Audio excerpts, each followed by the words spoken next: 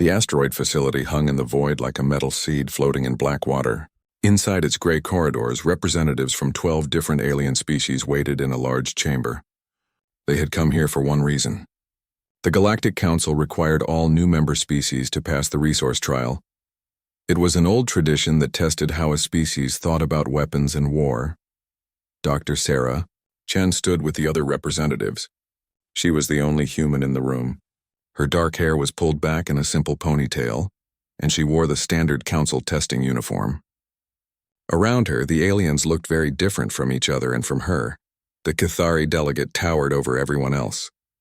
Its forearms ended in sharp claws, and its blue skin seemed to glow under the chamber lights. Next to it, a Volani representative barely reached Sarah's waist. The small creature had large eyes and moved like liquid mercury. In the corner, something that looked like living crystal hummed with internal energy. This was Zixthal, the council's weapons master. "Attention all delegates," a voice announced through the chamber's speakers. "The resource trial will now begin. You have been provided with identical materials. Your task is simple. Create a weapon using only what you find in your assigned room. You have 2 standard hours." Sarah followed the group as they walked down a long hallway. Doors lined both sides, each marked with a different symbol. When Sarah found her door, she pressed her palm against the scanner. The door slid open with a soft hiss.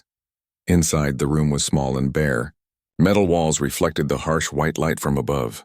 In the center sat a table covered with various materials. Sarah walked over and looked at what she had to work with. There were chunks of different metals, some dark and heavy, others light and silver. Crystals of various colors sat in neat rows. Some glowed softly, others looked sharp enough to cut.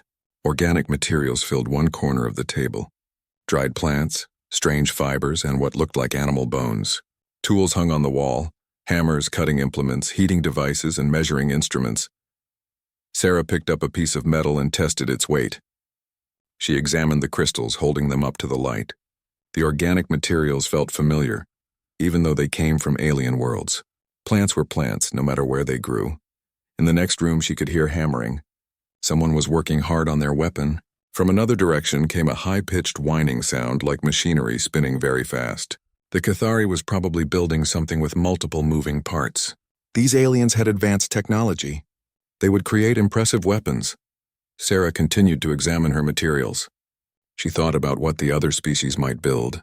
The crystalline beings could probably create energy weapons using their natural abilities. The Volani were known for their precision engineering. They might build something small but deadly accurate. What would humans build? Sarah thought about Earth's history. Humans had always been good at making weapons.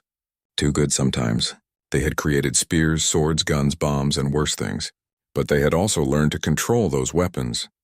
They had learned when to use them and when to put them away. She picked up a straight piece of metal about as long as her arm. It felt solid and well-balanced. Sarah found some of the plant fibers and began wrapping them around one end of the metal rod. The fibers were dry and would burn easily. Next, she took some of the organic material that looked like cloth or dried leaves. She soaked it in a small amount of oil she found among the materials. The oil had a strong smell but would help the cloth burn longer and brighter. Sarah wrapped the oil-soaked material around the fiber-covered end of the rod. She tested the wrapping, making sure it was tight and secure. Then she used one of the heating tools to light the end. A bright flame sprang to life. The fire danced and flickered, casting moving shadows on the metal walls. Sarah held her creation up and examined it. It was simple. It was basic. It was exactly what she wanted. The hammering from the next room stopped. The whining sound from another direction grew louder, then suddenly cut off. Other delegates were finishing their work. Sarah looked at her torch again. Compared to what the others were probably building, it looked primitive. But appearances could be deceiving. A tone sounded through the chamber, indicating that time was up. Sarah extinguished her torch and walked to the door. In the hallway, she joined the other delegates as they headed back to the main chamber. The aliens carried their creations carefully. The Cathari held something that looked like a gun but with multiple barrels and glowing components. The Volani had built a small device covered in precise markings and tiny crystals. Other delegates carried weapons that hummed with energy or gleamed with sharp edges. Sarah carried her torch. Several aliens looked at it with confusion. Some seemed amused. Others appeared concerned that the humans might not be ready for council membership. Back in the main chamber, a large viewing screen descended from the ceiling. Council observers appeared on the screen, aliens from species that had passed this trial long ago. They would judge each weapon and its creator. Delegates will now present their creations, the announcement came. Cathari delegate, please step forward. The tall blue alien moved to the center of the chamber. It held up its weapon, which looked like 3 different guns combined into one device. This is a multi-spectrum energy projector, the Cathari explained in its booming voice. It can fire plasma bolts, kinetic rounds, or disintegration beams. The weapon adapts to any target and can penetrate most known defenses. The council observers nodded approvingly. The weapon was clearly advanced and deadly. One by one, the other delegates presented their creations. Each weapon was more impressive than the last. Energy swords that could cut through starship hulls. Molecular disruptors that could break apart matter at the atomic level. Gravity weapons that could crush enemies or send them flying through the air. Finally, it was Sarah's turn. She walked to the center of the chamber and held up her torch. The flame had been relit and danced cheerfully at the end of the rod. Silence filled the chamber. On the viewing screen, the council observers looked confused. Some leaned forward to get a better look. Others seemed to be checking their translation systems to make sure they were seeing correctly. Human delegate, one of the observers finally spoke. Please explain your creation. Sarah held the torch higher. This is fire, she said simply. It's one of humanity's oldest tools and weapons. Fire can light the darkness, provide warmth, cook food, and signal for help. It can also burn down forests, destroy cities, and clear battlefields. The chamber remained quiet. Sarah could feel the other delegates staring at her. Some seemed confused by her simple weapon. Others looked thoughtful, as if they were beginning to understand something important. Zixthol, the crystalline weapons master, began to glow brighter. Its humming grew louder. Sarah recognized the signs of agitation in the crystal being. Human. Zixthol's voice resonated through the translation matrix. You were given advanced materials and sophisticated tools. You were asked to create a weapon. This combustion device hardly qualifies as a weapon by galactic standards. Sarah looked directly at the crystal being. The torch flame reflected off its faceted surface, creating dancing patterns of light. That depends, Sarah said calmly, on what you need it for. The chamber fell completely silent. Even the quiet humming of the facility system seemed to stop. Do you need it mercy safe? Sarah continued. Or war ready? No delegate in the history of the resource trial had ever asked that question. The silence in the chamber stretched like a tight wire ready to snap. Sarah Chen stood in the center of the room, holding her simple torch while 12 of the galaxy's most advanced species stared at her. The flame danced quietly at the end of the rod, casting warm light across the cold metal walls. On the viewing screen, the council observers leaned forward. These were beings who had seen thousands of resource trials over the centuries. They had watched species present weapons of incredible complexity and devastating power, but no one had ever asked for clarification about the weapon's intended use. Zixthol's crystalline form began to pulse with deeper colors. The weapons master's internal light shifted from pale blue to angry orange. The humming that came from its body grew louder and more discordant. Explain yourself, human, Zixthol demanded. Its voice carried the weight of authority and barely controlled irritation. The task was clear. Create a weapon. There were no additional parameters or specifications required. Sarah shifted the torch to her left hand and faced the crystal being directly. Around the chamber, the other delegates watched with growing interest. The Cathari's forearms crossed in front of its massive chest. The small Volani delegate climbed onto a chair to get a better view. Even the liquid metal Zephyrians stopped their constant flowing motion to focus on the exchange. The task was clear, Sarah agreed.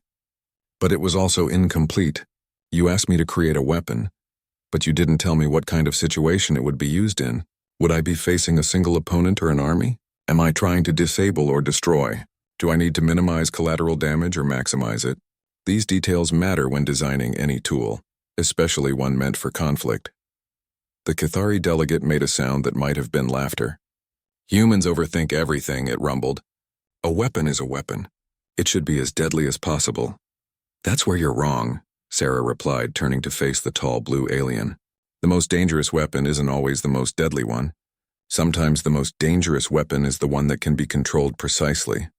One of the council observers, an elderly being with tentacles instead of arms, spoke from the screen. Human delegate, are you suggesting that your torch is superior to the advanced energy weapons presented by your fellow candidates? Sarah looked up at the screen and smiled. It wasn't a mocking smile or a confident smirk. It was the patient smile of a teacher about to explain something important to a student. I'm suggesting that my torch is more honest than their weapons, she said. Every weapon here today was designed to look impressive and demonstrate technological superiority.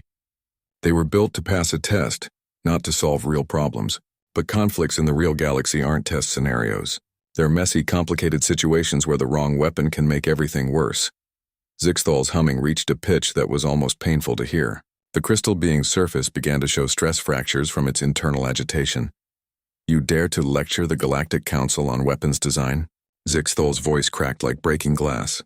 I have created molecular disruptors that can unmake matter itself. I have designed energy weapons that can crack the cores of planets. My weapons have ended wars across a dozen star systems. And how many wars did those weapons start? Sarah asked quietly. The question hit the chamber like a physical blow. Several delegates stepped backward instinctively. The council observers on the screen exchanged meaningful looks. Even Zixthal's humming faltered for a moment. Sarah continued before anyone could respond. You see, that's the problem with building the perfect weapon. It's so perfect that everyone wants to use it. It's so powerful that everyone wants to test it. It's so impressive that leaders start looking for excuses to show it off. The galaxy's most advanced weapons don't prevent wars, they cause them. The small Volani delegate spoke up for the first time. Its voice was high-pitched and musical. But surely you cannot claim that your primitive fire stick is more effective than our precision devices. Sarah held up the torch again. The flame had burned down slightly but still provided steady light and heat. Effective at what? She asked. If you need to destroy a mountain, fire won't help you. If you need to crack open a starship hull, fire isn't your best choice. But if you need to send a message, control a crowd, clear an area, or survive in hostile conditions, fire becomes very effective indeed. She paused and looked around the chamber, making eye contact with each delegate. The question I asked, mercy safe or war ready, isn't about making my weapon stronger or weaker. It's about understanding the situation and responding appropriately. Every human weapon has two modes because every human conflict has two possible outcomes. You can fight to solve a problem, or you can fight to destroy everything that might be related to the problem. The elderly council observer with tentacles spoke again. You speak as if your species has extensive experience with both types of conflict. Sarah's expression grew serious. The warm, patient smile faded from her face. We do, she said simply. Humans have been fighting wars for longer than most species have had spaceflight. We've made every possible mistake when it comes to conflict. We've built weapons too powerful to control. We've started wars over resources, territory, ideas, and simple misunderstandings. We've nearly destroyed our own planet multiple times. The chamber was completely quiet now. Even the facility's background humming seemed muted. But we've also learned from those mistakes, Sarah continued. We've learned that the goal of any weapon should be to end conflicts, not escalate them. We've learned that sometimes showing restraint is more terrifying to an enemy than showing overwhelming force. We've learned that the most respected warriors are the ones who know when not to fight. Zixthal's crystalline form had stopped pulsing with angry colors. Now it glowed with a steady, thoughtful light. So your position is that this simple torch represents sophisticated strategic thinking rather than primitive technology? The weapons master asked. My position is that this torch represents options, Sarah replied. Right now it's providing light and warmth. It's demonstrating controlled combustion and basic chemistry. It's showing that humans can create useful tools from simple materials. But if you need it to be something else, Sarah paused and looked directly into Zixthal's multifaceted surface. If you need it to be something else, you just have to ask. Do you need it mercy safe or war ready? The crystal being's internal light flickered like a star experiencing solar flares. Around the chamber, the other delegates had stopped focusing on their own weapons and were now watching the exchange between Sarah and Zixthal with intense interest. On the viewing screen, the council observers were having a whispered discussion among themselves. Their body language suggested surprise, concern, and growing respect. Finally, Zixthal spoke again. Its voice had lost the angry edge and now carried only curiosity. Show us, the weapons master said. Show us what you mean by mercy safe. Sarah nodded and extinguished her torch. The chamber seemed darker without the dancing flame, even though the overhead lights remained bright. Mercy safe means the weapon serves life rather than destroying it, she said, relighting the torch with one of the provided ignition tools. Let me show you what fire can do when it's used to help rather than harm. Sarah Chen held the newly lit torch in front of her and looked around the chamber. The other delegates had moved closer, forming a loose circle around her. Even the massive Kithari had abandoned its position by the wall to get a better view. The council observers on the viewing screen leaned forward, their alien features showing various expressions of curiosity and skepticism. Fire was humanity's first technology, Sarah began, her voice calm and steady. Before we had metals, before we understood electricity, before we could even write, we had fire. It taught us everything we know about controlling power. She moved the torch slowly, letting the flame illuminate different parts of the chamber. The dancing light cast moving shadows that seemed to bring the sterile metal walls to life. The first lesson fire taught us was healing, Sarah said. She walked over to the materials table and picked up a small metal rod with her free hand. Watch closely. Sarah held the metal rod in the torch flame until it began to glow red hot. Then she quickly moved it away from the fire and let it cool slightly in the air. Heated metal can cauterize wounds, she explained. In emergency situations when you don't have advanced medical equipment, fire can stop bleeding and prevent infection. It's not gentle, but it saves lives when nothing else is available. The small Villani delegate made a soft chirping sound. This is primitive medical technique, it said in its musical voice. Primitive but effective, Sarah replied. Sometimes primitive solutions work when advanced ones fail. What happens when your medical equipment runs out of power? What if you're stranded on a planet with no technology? Fire still works. She set the metal rod aside and moved the torch to demonstrate her next point. Fire also provides light in darkness, she continued, moving to the chamber's control panel. May I dim the room lights? One of the council observers nodded permission. The chamber lights faded until only the torch provided illumination. The flame seemed much brighter now, pushing back the darkness and creating a warm circle of visibility around Sarah. Light means safety, Sarah said. It lets you see danger approaching. It helps you find your way when you're lost. It signals to others that you're alive and need help. One small flame can guide rescue teams to survivors across vast distances. The chamber lights came back up, but Sarah's point had been made. In the darkness, the simple torch had been the most important object in the room. Fire also purifies, Sarah continued. She walked back to the materials table and found a small container that held what looked like dirty water. Water purification is essential for survival. Many species can die from contaminated water, but boiling kills most harmful organisms. She held the container over the torch flame and let the water heat up. Steam began to rise from the surface. This is basic chemistry and biology, she explained to the watching aliens. Heat breaks down cellular structures in bacteria and viruses. It's a simple solution that works regardless of what specific contaminants you're dealing with. Zixthal's crystalline form pulsed with thoughtful colors. You are demonstrating survival techniques, not weapon applications, the weapons master observed. Survival is a weapon application, Sarah replied firmly. The best way to win a conflict is to outlast your opponent. Fire gives you the tools to survive in hostile environments where your enemies cannot. It provides heat for warmth, light for navigation, and the ability to cook food safely. She gestured with the torch, and the flame left a brief trail of light in the air. Fire also shapes other tools, Sarah continued. She picked up another piece of metal from the table and held it in the flame until it glowed. Then she took it to one of the provided hammers and began to shape it against the table's edge. Heated metal becomes soft and workable, she explained, as she bent the glowing metal into a simple hook shape. Fire lets you create new tools from raw materials. You can make fishing hooks, cutting implements, construction materials, or even more complex weapons if needed. The sound of metal being shaped echoed through the chamber. The rhythmic hammering seemed to hypnotize some of the watching delegates. They had seen advanced manufacturing techniques that could create perfect tools instantly. But there was something compelling about watching Sarah create a useful object with nothing but fire, metal, and determination.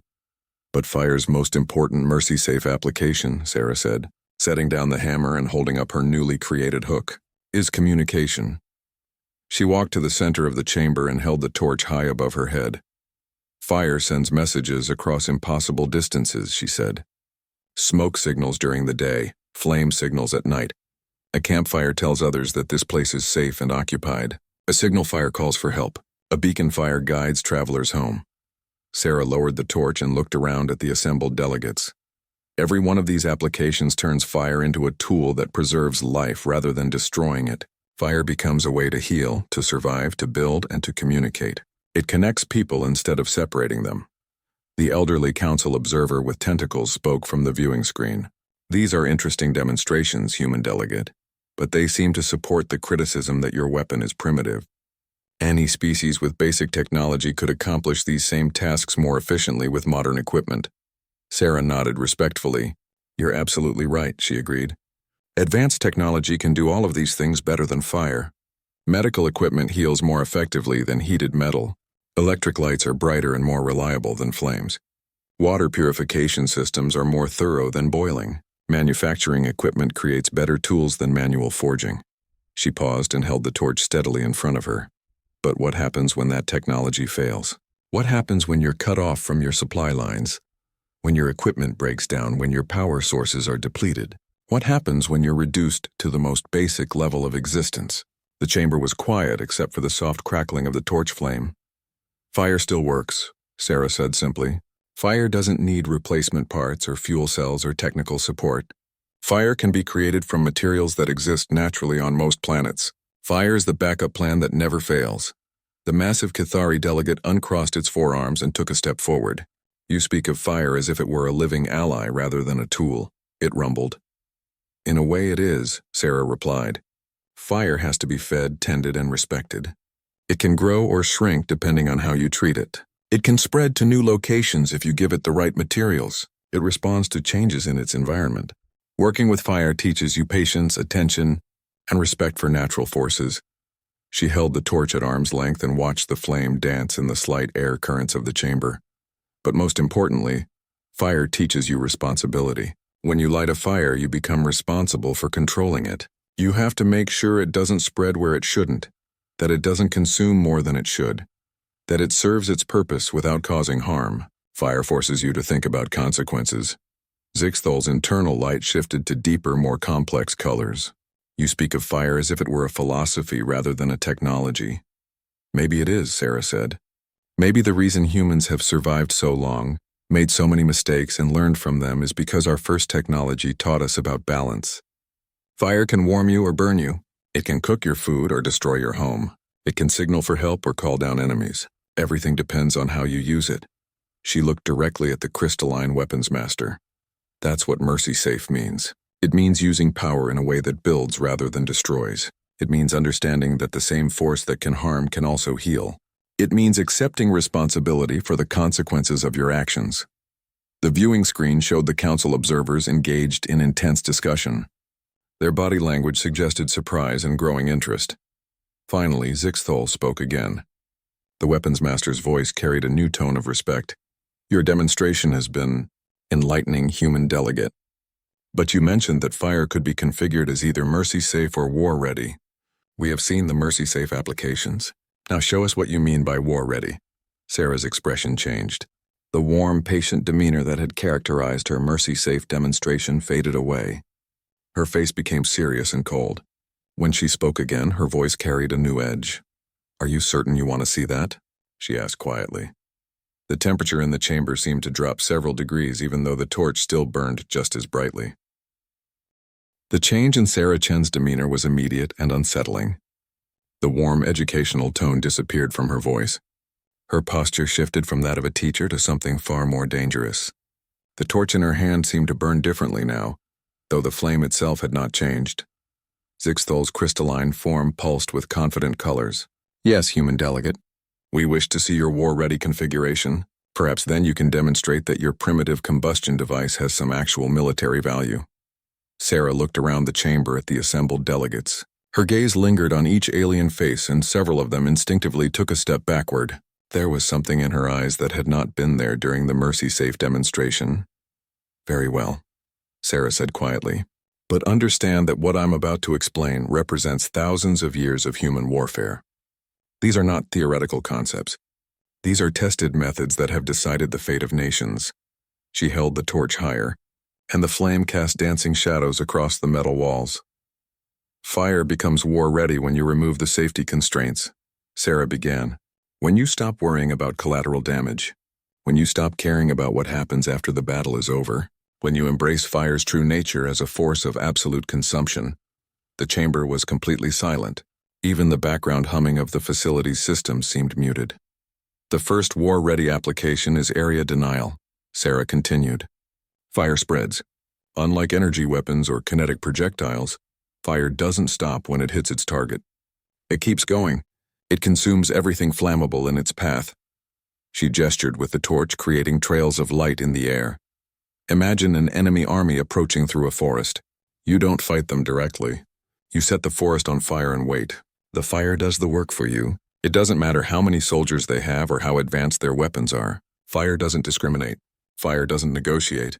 Fire simply consumes everything in its path.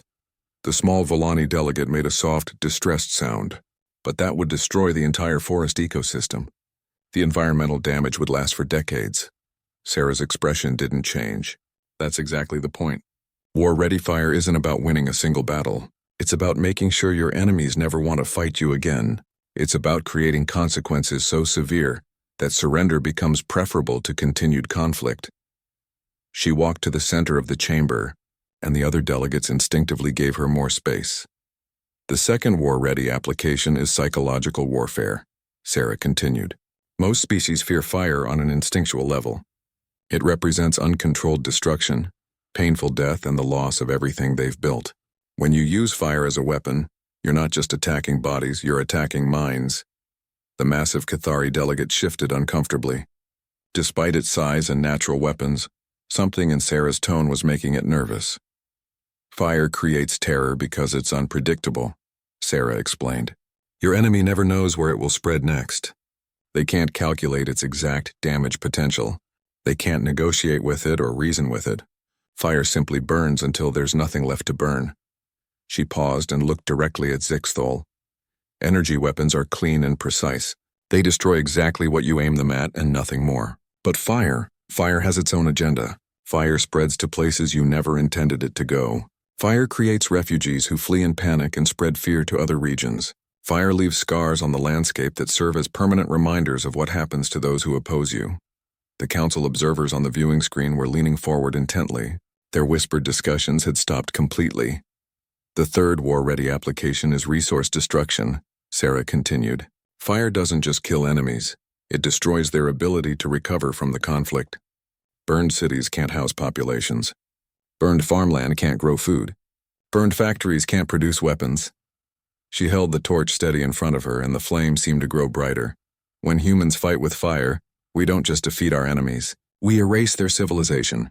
We force them to start over from nothing. We create deserts where there used to be forests. Wastelands where there used to be cities. The liquid metal Zephyrian delegate began to flow backward, putting more distance between itself and Sarah. But the most terrifying war-ready application, Sarah said, her voice dropping to barely above a whisper, is acceleration. She looked around the chamber, making eye contact with each delegate. Fire can be made to burn faster, hotter, and more aggressively. Humans have developed accelerants that can make fire spread at incredible speeds. We've created compounds that burn so hot they can melt through starship hulls. We've designed delivery systems that can spread fire across entire continents in a matter of hours. Zixthal's internal light had shifted to darker, more agitated colors. You speak of theoretical capabilities, not demonstrated ones. Sarah's smile was cold and completely without warmth. There's nothing theoretical about it. Humans have turned entire planets into burning wastelands. We've developed fire-based weapons that can ignite the atmospheres of worlds. We've created conflagrations that burned for years and could be seen from space. The chamber felt smaller now, as if the walls were closing in. The torch flame cast longer shadows, and those shadows seemed to move with predatory intent. The beauty of fire as a war-ready weapon, Sarah continued, is that it requires no advanced technology to deploy but advanced technology to stop. Your energy shields might deflect plasma bolts, but they won't stop smoke from filling your bunkers. Your armor might protect you from kinetic weapons, but it won't save you when the oxygen around you ignites. She gestured with the torch again, and this time several delegates flinched away from the movement. Fire consumes oxygen, Sarah explained. In enclosed spaces, fire doesn't just burn enemies, it suffocates them. In open areas, fire creates its own weather patterns. It generates winds that spread the flames faster. It creates smoke clouds that block sensors and communications. It turns the environment itself into a weapon. The elderly council observer with tentacles spoke from the viewing screen, his voice carefully controlled. Human delegate, you speak of fire as if it were a planet-killing weapon. Sarah looked up at the screen, and her expression was completely serious. It is, she said simply. Fire was humanity's first weapon of mass destruction. We learned to use it before we understood what we were doing. We burned down forests, destroyed cities, and turned fertile lands into wastelands. We nearly destroyed our own planet multiple times before we learned to control ourselves. She paused and looked back at Zixthol.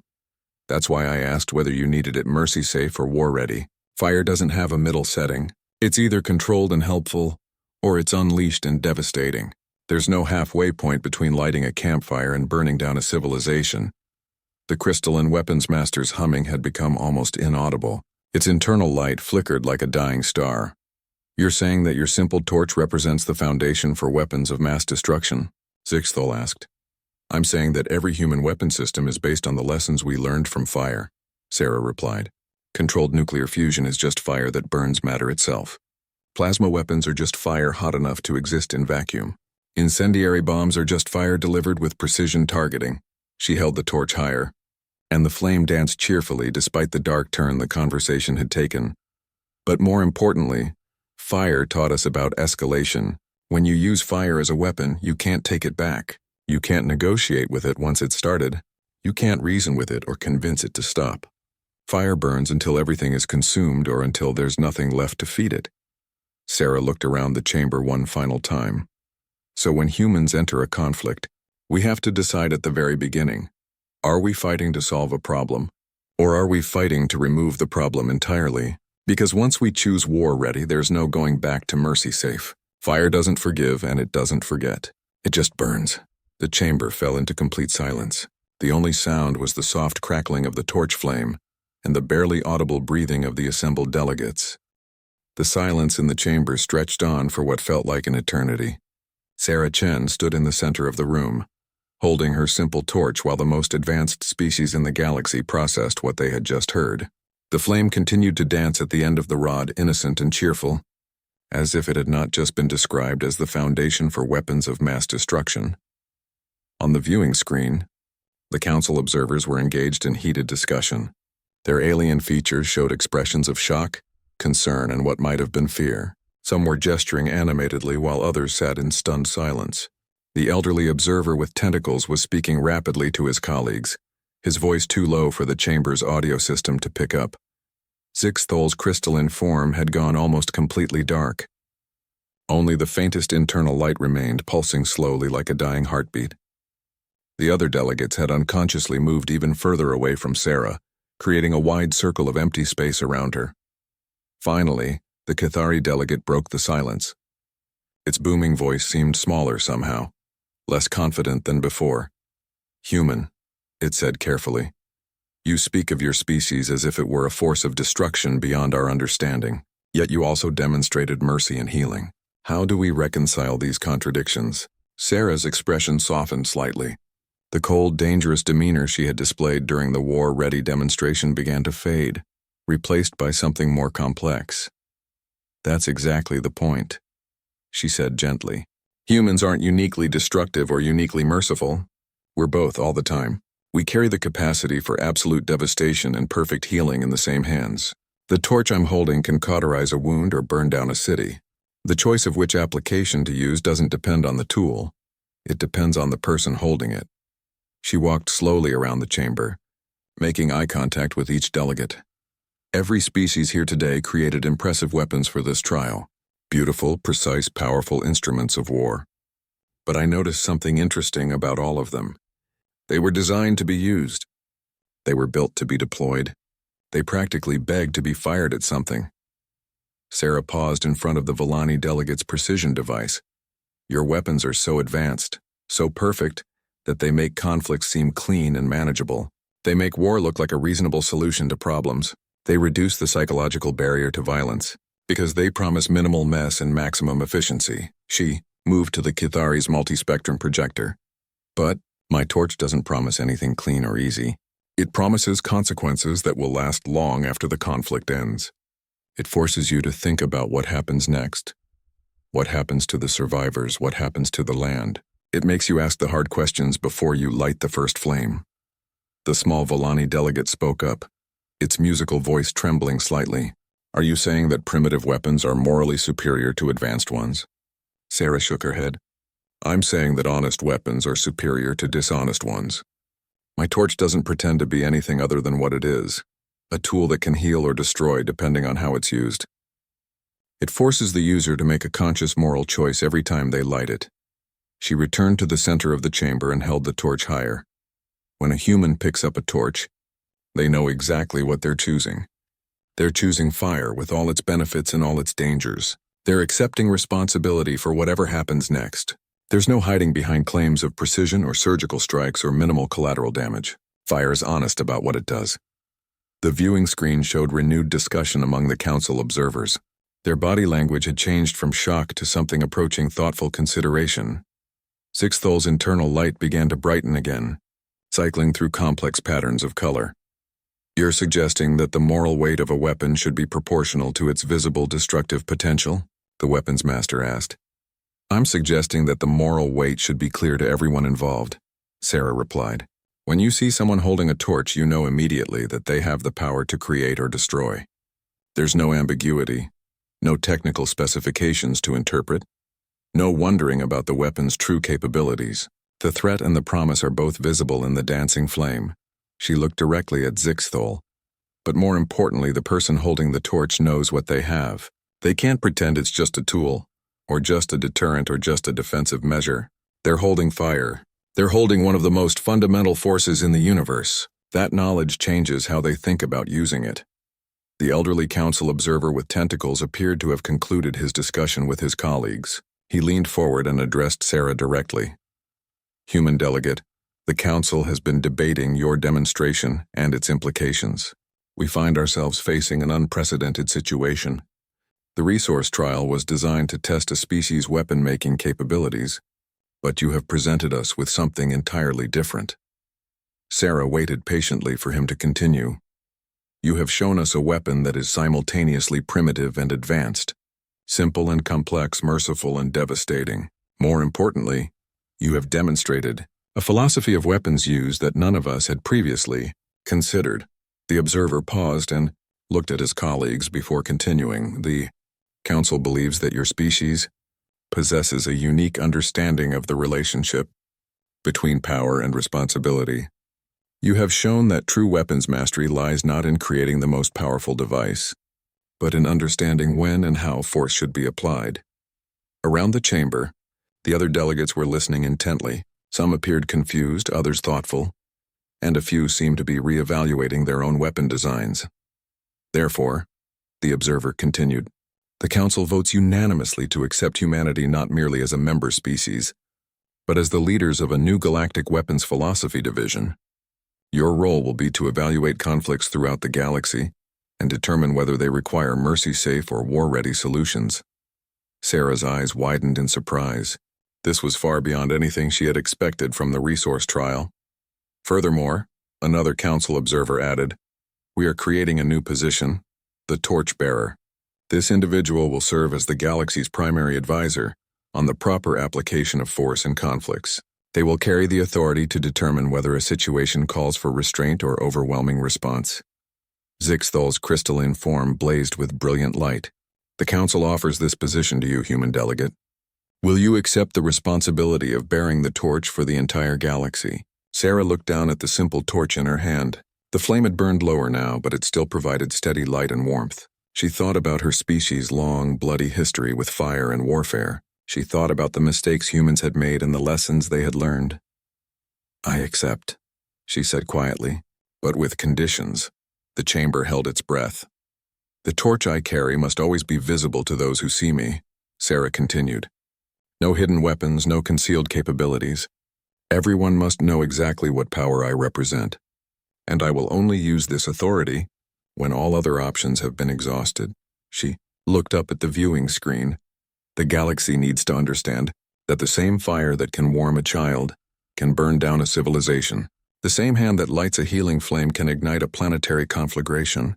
The choice between mercy and war must always be made consciously, deliberately, and with full knowledge of the consequences. The council observers nodded in agreement. One final condition, Sarah added. This torch will be passed to the next torchbearer when my time is done. And that person might not be human. Any species that truly understands the weight of this responsibility should be eligible to carry it. 6 months later, Sarah Chen walked through the corridors of the Galactic Council station. Her simple torch had been replaced with a more permanent version, a staff topped with an eternal flame that burned without fuel through advanced technology. But the flame itself remained unchanged, honest, dangerous, and beautiful. As she passed, beings from dozens of species stopped their conversations to watch her go by. Some looked at her with respect, others with fear, and many with a mixture of both. They all understood what the flame represented. In the months since the resource trial, the torchbearer had been called upon 3 times to evaluate conflicts. In 2 cases, she had recommended mercy-safe solutions, negotiations, sanctions, and diplomatic pressure. The conflicts had been resolved without violence. In the 3rd case, when a rogue faction had threatened to destroy inhabited worlds, Sarah had given them a simple choice: surrender immediately or face war-ready fire. The faction had looked at her torch, understood what it represented, and chosen surrender. The galaxy was learning that sometimes the most effective weapon was the one that made everyone think twice before fighting. As Sarah reached her office, she paused and looked out at the stars visible through the massive viewport. Somewhere out there, conflicts were brewing that might require her attention. Some would call for mercy, others for fire. The torch flame danced cheerfully in its housing, ready for whatever choice she would need to make. The most dangerous warrior, Sarah had learned, was not the one with the most powerful weapon, but the one who understood when not to use it.